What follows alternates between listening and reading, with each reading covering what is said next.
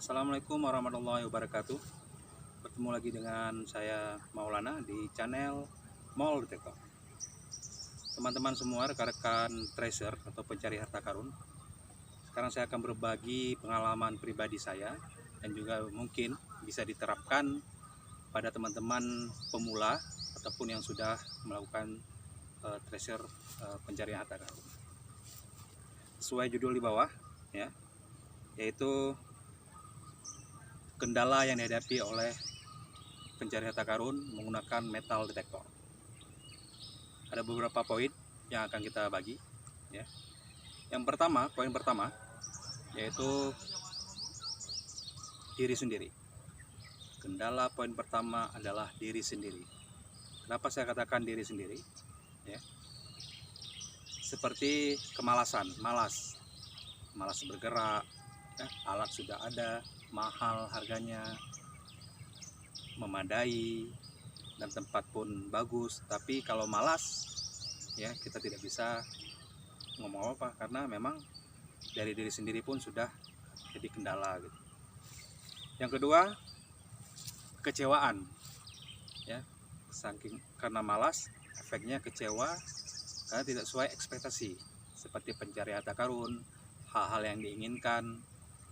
Dulu terbayang sebelum membeli metal detektor mendapat bongkahan emas batangan dan sebagainya. Ya sesuai ayat Al-Qur'an, ya. Innallaha la yughairu ma biqaumi hatta yughairu ma bi anfusihim. Mungkin teman-teman juga pernah mendengarnya, yaitu Allah tidak akan merubah nasib suatu kaum apabila kaum itu tidak mau merubahnya. Apabila diri sendiri kita tidak mau merubah, ya, kendala diri sendiri, maka jangan berharap, ya, Allah atau Tuhan ingin merubah kita. Makanya bergerak dan harus rajin.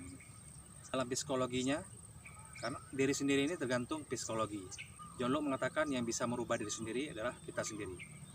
Tekad yang kuat, ya, semangat yang hebat, yang super, insya Allah bisa menjadi penghalang dari kendala ini.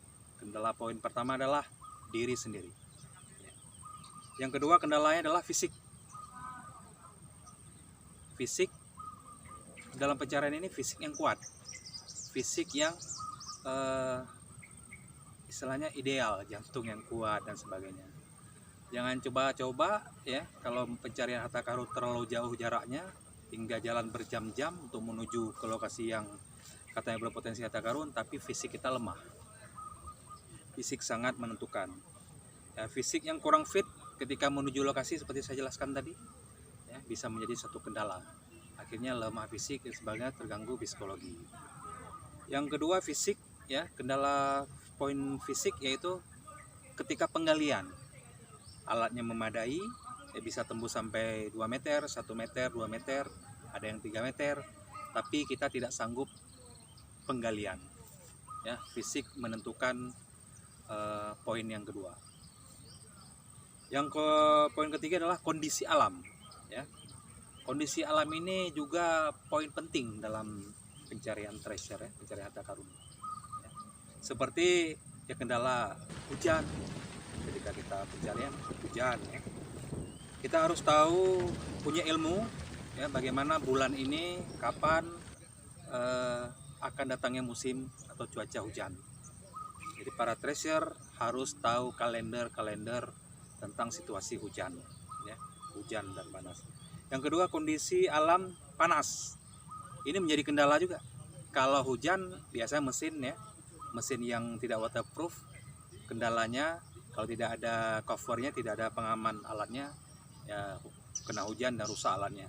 Sekarang kondisinya panas, ya, biasanya menguras tenaga yang luar biasa, mengakibatkan juga panas tanahnya pun keras, ya, ketika penggalian fisik menjadi lemah, dan juga puyeng, ya, kadang-kadang waktu pencarian dan sebagainya. Dan juga kondisi alam yang terjal, ya, ketika kita pencarian harta karun, kondisi alamnya terjal, susah dilalui ataupun mendaki, ya, menurun dan sebagainya, jadi kendala untuk pencari harta karun. Ataupun kondisinya lembab, ya, karena pencarian di hutan belantara menjadikan lembab sehingga banyak binatang-binatang yang melata dan sebagainya ya, mengganggu kita gitu. Yang keempat, poin untuk kendalanya informasi. Kenapa saya masukkan informasi ya?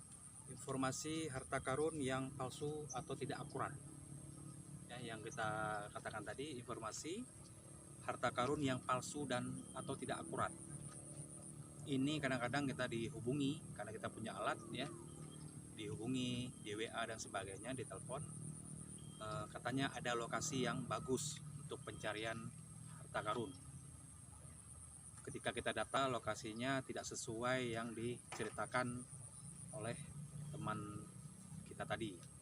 Makanya sebelum kita menuju ke lokasi, pengalaman saya pribadi ya, saya menanyakan dulu, ini informasinya bagaimana, apakah akurat ataupun dari mimpi ataupun kata sipulan. Nah, kadang-kadang kita informasi simpang siur menghambat kita, menjadi kendala ketika pencarian ya. Tentukan informasi yang baik ketika pencarian ya, agar tidak menjadi kendala kita. Yang kelima yaitu tim. Di sini saya kategorikan tim ya, tim atau kelompok kecil. Kadang-kadang ya, tim ini menentukan penemuan harta karun. Kalau timnya solid ya, timnya memang niatnya baik dan kita juga niatnya baik ya, sama-sama mencari harta yang halal, insya Allah dimuluskan rezekinya oleh Allah Subhanahu wa Ta'ala ya. Seperti kita jelaskan, tim ini pemilihan tim ya, pengalaman juga kita, teman-teman yang lainnya, kita niatnya baik ya, namun waktu pemilihan tim, lokasi ya, temannya kita tidak ada yang tahu ya, niat orang tidak ada yang tahu, hanya Allah yang tahu nah, isi hati orang itu. Tim yang saya masukkan juga tim ketika di lokasi ya, bahasanya guide, bahasa guide ataupun penunjuk arah, pemilik lahan ataupun yang tahu lokasi. Ketika kita salah memilih tim ya, kadang-kadang menjadi kendala ataupun hambatan dalam pencarian harta karun. Nah, contoh tim ini, kita sholat ya, kita beribadah, kita tidak alim-alim kali lah ya, tapi teman kita, rekan kita yang tim ini tidak sholat ya, mengabaikan perintah Allah dan sebagainya. Jadi menjadi kendala ketika kita pencarian harta karun yang halal.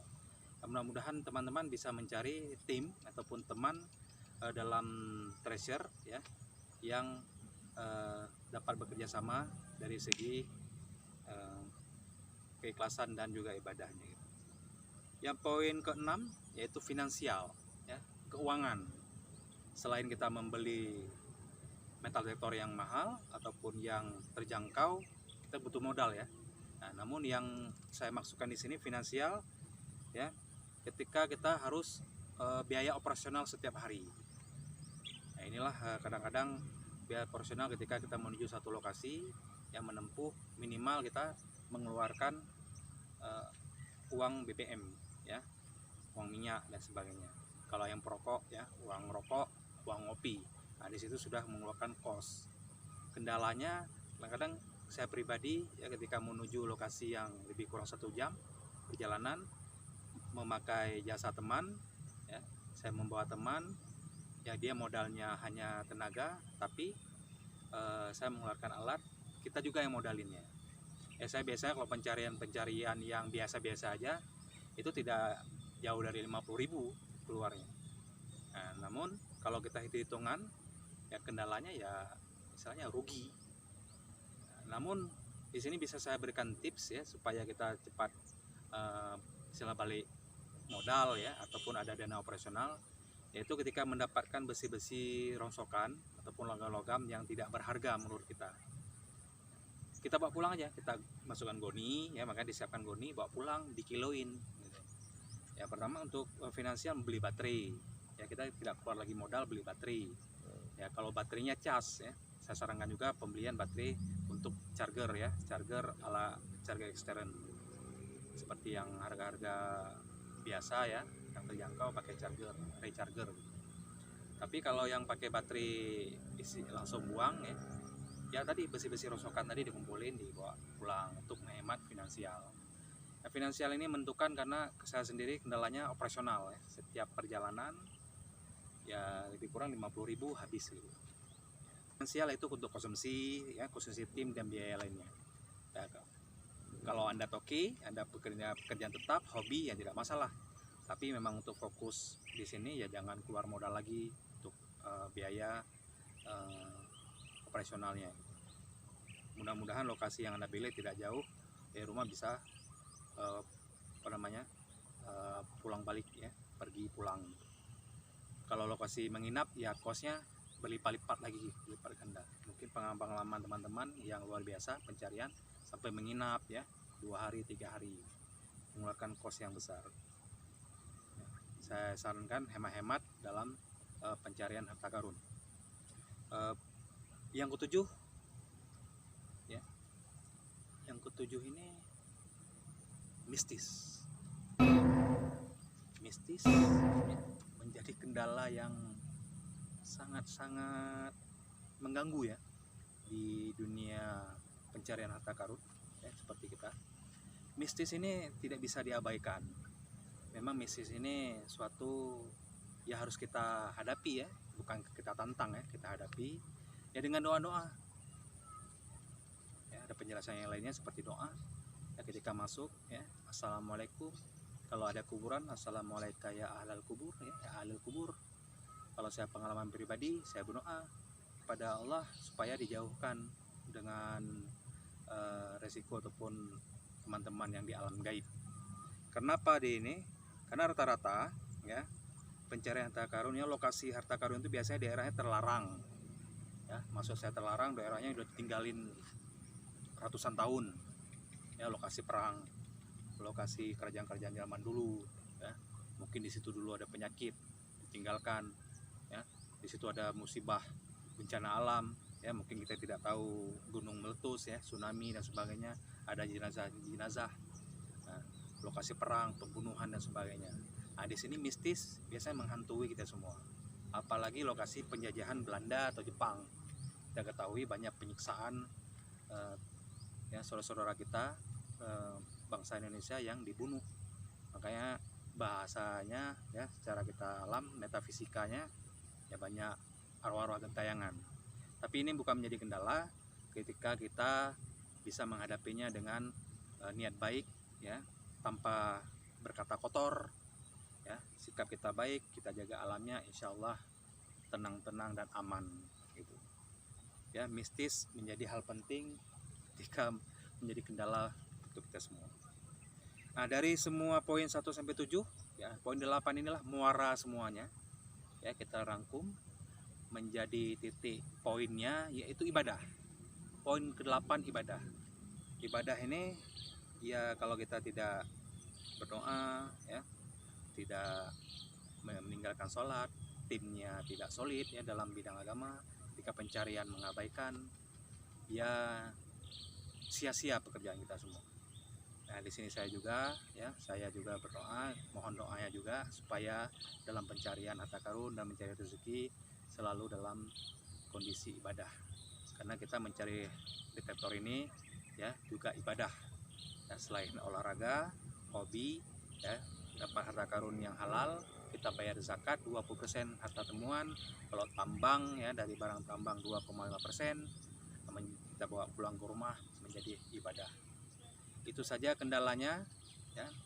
Kenapa saya masukkan kategori ibadah? Kadang-kadang lupa ya, diundur, lagi ketemu nih ya, ketemu oh ada koin emas, ada cincin emas, lalu azan ya tidak berhenti. Makanya ketika posisi azan, maghrib dan sebagainya ya di stop dulu ya.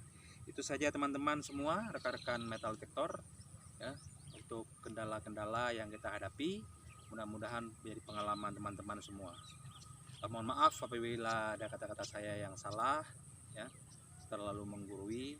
Maksud saya di sini insya Allah baik ya, supaya dalam melangkah ya teringatlah poin-poin tadi.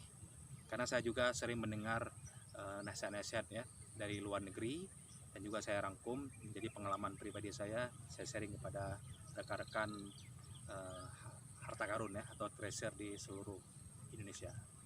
Lebih kurang mohon maaf. Wabillahi taufiq wal hidayah. Assalamualaikum warahmatullahi wabarakatuh. Salam Moltek.